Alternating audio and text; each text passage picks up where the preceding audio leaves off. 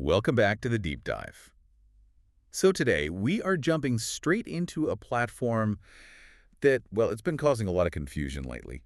It's called Mayan Gold Rush Spin and Earn. That's right. And I mean, our sources show that so many people are seeing these ads, these videos promising easy money, and they're all asking the same thing. Is it real? Exactly. Is this a genuine platform or is it just another digital mirage? And that's our mission for this deep dive. We're going right to the source data to figure out if it's legitimate and, what its actual earning potential is for you.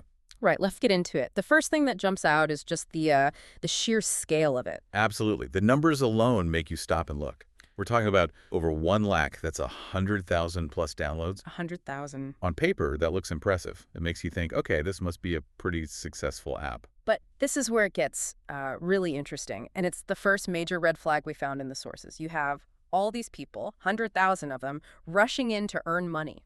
And yet, there's this huge contradiction when it comes to transparency. The reviews, you mean?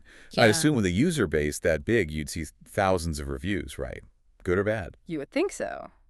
But it's not even close. Despite that massive download count, there are Wait, what? zero visible public user reviews on the Play Store. Zero. Over 100,000 installs. For an app that's all about making you money, and not one single person has left a public review. All hidden or private, none are visible. That feels fundamentally broken. So if they aren't earning money, or at least reviewing the experience, what are all those people even doing in the app?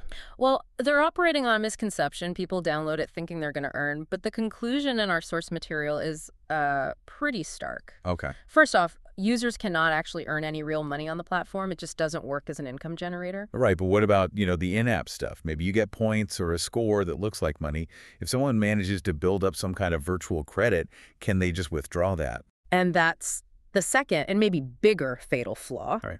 Even if you did accumulate some kind of virtual currency, the platform has no withdrawal function.